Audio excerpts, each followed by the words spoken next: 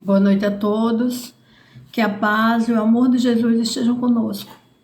Esta semana estamos dando continuidade ao estudo do capítulo 5 do Evangelho segundo o Espiritismo, que nos foi relatado pelo evangelista Mateus 5, 5, 6 e 10, e nos fala da bem-aventurança das aflições. Bem-aventurados os aflitos, porque serão consolados. Hoje vamos analisar quem são os bem-aventurados a que Jesus se referiu, uma vez que todos nós que estamos encarnados na Terra sofremos, mas nem todos nós somos bem-aventurados por sofrer. Jesus não se referiu a todos os encarnados na Terra quando proferiu esta bem-aventurança, mas se referiu àqueles que sabem sofrer. Àqueles que enxergam o sofrimento como um aprendizado, um impulso para o progresso, como um remédio amargo, difícil de tomar, mas que nos cura, nos leva à cura. E por isso a bem-aventurança, a felicidade de estar atravessando uma condição desfavorável, mas que é momentânea, não pode estar no sofrimento em si, mas na perspectiva de que depois do sofrimento, superada esta fase, com compreensão, suplantada a dor, com resignação, nós colheremos os frutos deste aprendizado e seremos então consolados. E esse é o nosso tema de hoje. Vamos falar da resignação, do bem e do mal sofrer. Não pensemos que resignação seja a aceitação do sofrimento sem a busca de uma solução. Não, não é isso. Todo homem que sofre tem o direito e o dever de procurar ajuda, de procurar alívio para a sua dor, seja ela material ou espiritual. Afinal, vimos na semana passada que o sofrimento nos impulsiona ao progresso. Resignar-se é ter paciência com o sofrimento, é não se desesperar, não se irar ou se revoltar contra Deus. Não é sinônimo de desânimo. Resignado é aquele que, diante do sofrimento, com confiança na bondade e na misericórdia de Deus, faz tudo o que lhe seja possível para melhorar, para minorar o seu sofrimento, melhorar a condição desfavorável em que se encontra e age assim, mantendo-se otimista e confiante na vitória, mas sabendo que a vontade de Deus muitas vezes não coincide com a nossa, não é mesmo? Assim, diante do sofrimento, seja físico, seja psicológico, devemos primeiro nos lembrar que o nosso Pai é bom, é misericordioso e que não nos deixaria sofrer em vão. Ele não daria uma carga tão pesada para carregarmos se nós não tivéssemos condição de carregarmos essa carga. Pensemos que no momento do nosso planejamento, no momento que nós fomos planejar a nossa encarnação, foi feito conosco um levantamento de todos os nossos equívocos, acertos também, nossos vícios e nossas virtudes. Combinou-se que voltaríamos e que enfrentaríamos essa ou aquela situação, essa ou aquela dificuldade para vencermos este ou aquele vício, ou para refazermos esta ou aquela situação equivocada que deixamos de resolver no passado. Os encarregados desse planejamento não têm essa função por apadrinhamento, não. Na espiritualidade, tudo é conquistado por mérito verdadeiro. Logo, eles não erram, planejaram e deixaram a margem de folga para que nós pudéssemos vencer as dificuldades. Eles não seriam, digamos, tão rigorosos conosco, que planejassem uma coisa que fosse ali uma margem tão estreita que nós não pudéssemos cumprir. Não, planejaram e nos deram essa margem de folga. Assim nós temos condições de vencer as nossas aflições. Precisamos nos lembrar que temos recursos internos e recursos externos que colaboram conosco para isso. E quais são esses recursos? De início, já voltamos para essa jornada com um guia espiritual, um amigo, mais sábio, mais prudente, mais sensato que nós, e pronto para nos ajudar a qualquer momento. É esse nosso amigo fiel, nosso escudeiro, nosso afiançador, nosso fiador. Depois, são todas as conquistas de caráter que nós já adquirimos ao longo das nossas existências. Ainda depois, temos os nossos pais, que nos deram a vida, a casa, a condição estrutural para nos desenvolvermos o amor, o carinho. Ou se não tivemos pais, tivemos alguém que fez as vezes dos nossos pais. São os nossos amigos, os nossos parentes, o centro espírita, a igreja, ou seja, são os irmãos de jornada que estão ao nosso lado para nos dar esse apoio de que precisamos. Então, se temos um pai de bondade imensurável, temos o nosso guia, nosso anjo guardião, os demais recursos físicos e psicológicos que o Pai nos propiciou. E ainda temos a oração que nos põe em contato com os amigos espirituais e que podemos nos pôr em contato com eles e pedir ajuda, pedir ainda um socorro maior quando estamos necessitados. Então, como podemos nos desesperar? Como podemos achar que tudo está dando errado, que tudo está perdido, que nada vai se resolver? Não. Ouçamos a nossa voz interior que fala: avante, tudo passará. A mensagem de hoje do Evangelho nos diz que nem todos sabemos sofrer. Bem-aventurado é aquele que tem a oportunidade de, diante do sofrimento, provar a sua firmeza, a sua perseverança, a sua submissão à vontade de Deus. Porque esses que sabem sofrer com resignação terão centuplicada a alegria que lhes falta hoje na terra e a felicidade que lhes falta hoje na terra. A lição nos diz, numa linguagem figurada, metafórica, que aquele que sofre é como um homem que muito deve, e o seu credor lhe oferece uma oportunidade única de quitação por 1/100 da dívida. É dividir a dívida por 100. Imaginemos então esta situação. Nós temos uma dívida muito grande e o credor nos oferece uma liquidação, uma oportunidade de pagarmos com muito pouco tudo que devemos, de quitar. Mas naquele instante, naquele momento, nem aquele pouco nós temos. No entanto, se nós fizermos um pouquinho de sacrifício, não é? Sacrifício mínimo, cortarmos os excessos, tirarmos algumas horas, trabalharmos algumas horas a mais, né? Tirarmos um pouquinho de tempo de descanso para trabalhar, nós pagaremos a dívida. Vai ser difícil, mas nós pagaremos a dívida. Qual de nós não faria esse esforço, não é?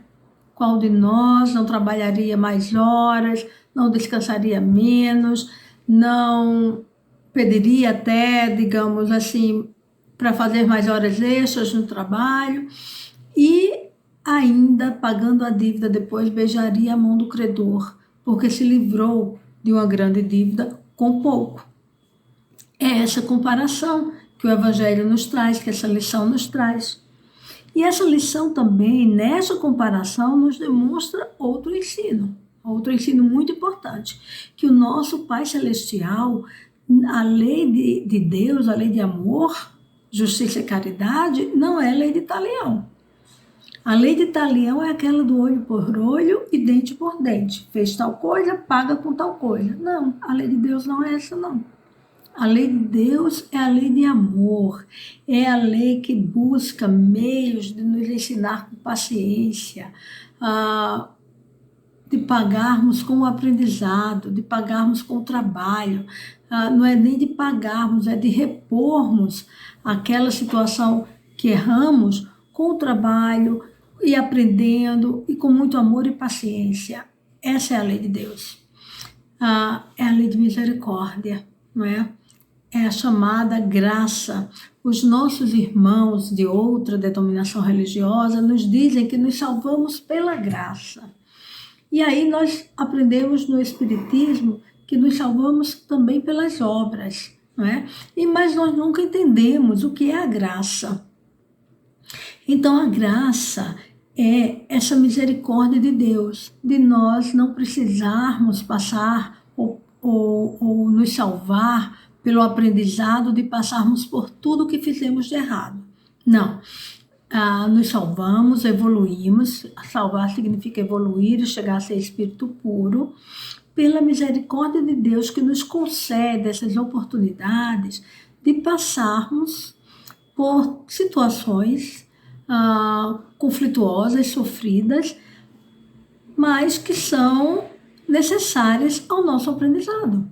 Então, se nós precisamos aprender a ter paciência, nós vamos passar por situações que nos vão propiciar, pela graça de Deus, nos vão propiciar essas oportunidades de desenvolvermos a paciência. Se precisamos ser caridosos, vamos passar por essas situações de que alguém vai precisar de nós para que nós possamos ajudar, possamos desenvolver essa virtude. E assim de todas as virtudes, da misericórdia, da brandura, de todas as virtudes, do amor, enfim. Tudo o que nós precisamos aprender, nós vamos passar pela graça de Deus para aprendermos. E precisamos aproveitar essa oportunidade de aprendermos realmente para não termos que passar de novo por outro ensinamento, não é mesmo? E o capítulo nos traz ainda uma reflexão sobre os tormentos voluntários, que são aqueles sofrimentos que nós procuramos, nós buscamos com as nossas atitudes irrefletidas. Não nos foram dados por Deus, e sim, nós os buscamos, fabricamos pela nossa vontade. Cometemos muitos erros na busca de uma felicidade quimérica, que não existe na Terra. Não está ao nosso alcance no estágio de desenvolvimento que nós nos encontramos, não está ao nosso alcance termos a felicidade pura. Um dia, a felicidade plena, um dia teremos quando formos espíritos puros, quando nos desenvolvermos ao ponto de não termos mais nenhuma mácula no nosso caráter. Aí sim, nós seremos felizes, totalmente, completamente felizes. Mas nós vivemos buscando, numa busca irrefletida, nós vivemos buscando uma felicidade que não existe e por conta disso, muitas vezes, nós aumentamos os nossos tormentos. Vamos citar um exemplo, apenas um, porque é muito atual, que é a ganância, a inveja e o ciúme que nos causam observar a vida dos outros, a vida dos irmãos nas redes sociais. Queremos ter o corpo do outro, o marido igual ao outro, a mulher igual à do outro, os filhos, os passeios, a vida, a comida, enfim. Queremos ter tudo o que o outro tem, pensando que a vida do outro é um paraíso de felicidade. E, no entanto, isso não corresponde à realidade. Não nos perguntamos se aquilo tudo é verdadeiro ou falso, se existe realmente aquela felicidade estampada nas fotos e, principalmente, não nos questionamos qual é o objetivo de alguém que passa a vida a tirar fotos e expor como se vivesse uma vida fantasiosa. Porque não existe. Todos nós que estamos encarnados na Terra temos problemas. Sejamos ricos, pobres, de qualquer religião, de qualquer nacionalidade, todos nós temos problemas. Quantas vezes nós temos notícias de amigos nossos ou mesmo de pessoas famosas que acabaram relacionamentos, puseram fim a relacionamentos depois de uma postagem que parecia que estavam maravilhosamente bem. Quantas vezes temos notícias de amigos ou de conhecidos que aumentaram ou foram à ruína financeira porque aumentaram ainda mais suas dívidas para fazerem uma viagem que, quando estava postada nas redes, parecia que estava no paraíso. Ora, meus irmãos, não nos iludamos. Não nos iludamos. A vida de todos nós tem as suas dificuldades.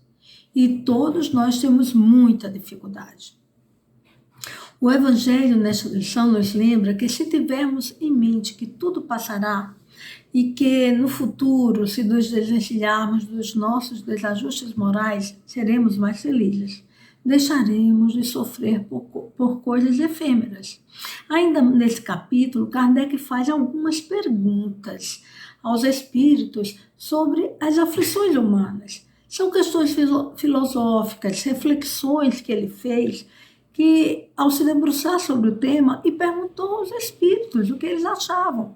Uma dessas perguntas ele diz, ele propõe aos espíritos superiores se nossas aflições nos são dadas para o nosso crescimento espiritual e intelectual, seria lícito tentarmos amenizá-las? Não seria agir em contrariedade à lei de Deus se tentarmos amenizar os nossos sofrimentos? E os espíritos respondem com duas perguntas. Respondem a ele perguntando se é permitido ao que se afoga salvar-se. Se é permitido ao que está doente procurar ajuda médica. Claro que é permitido.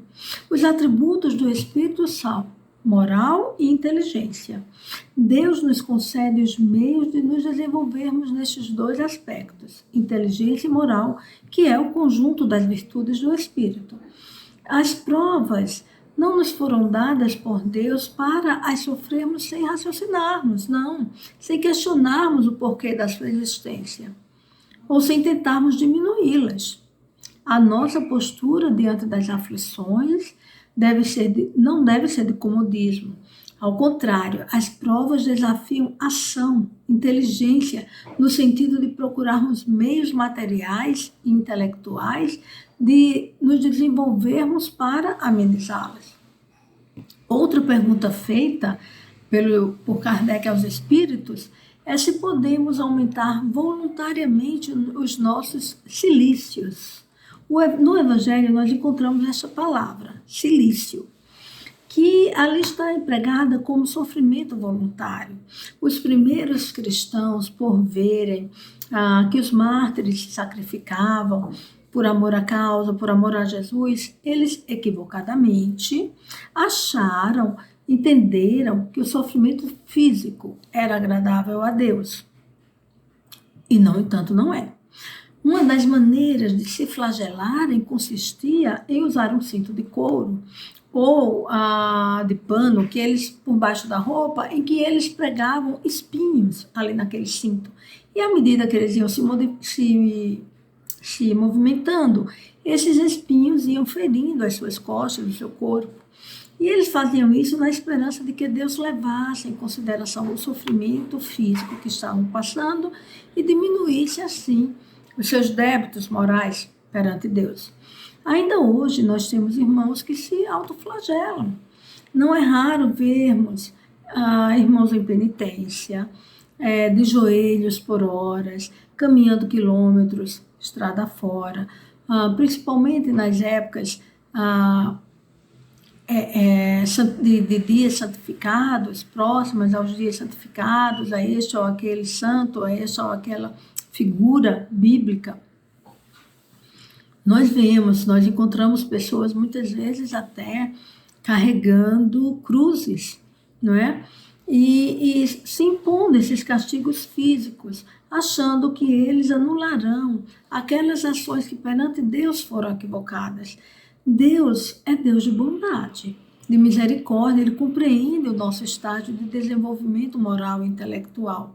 No entanto, o Espiritismo veio nos trazer uma visão da mensagem de Jesus reexplicada, raciocinada, e nos esclarece que o nosso sofrimento físico voluntariamente imposto não é capaz de promover o nosso crescimento espiritual.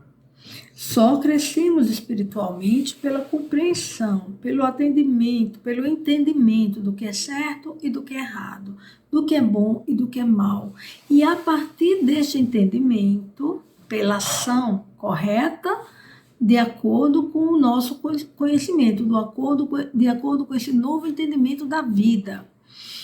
De que nos adianta, por exemplo, nos martirizarmos fisicamente se nós não nos dispusermos a sermos menos egoístas, menos orgulhosos, menos materialistas, continuaremos cometendo os mesmos equívocos, apesar de termos passado por tanto sofrimento físico.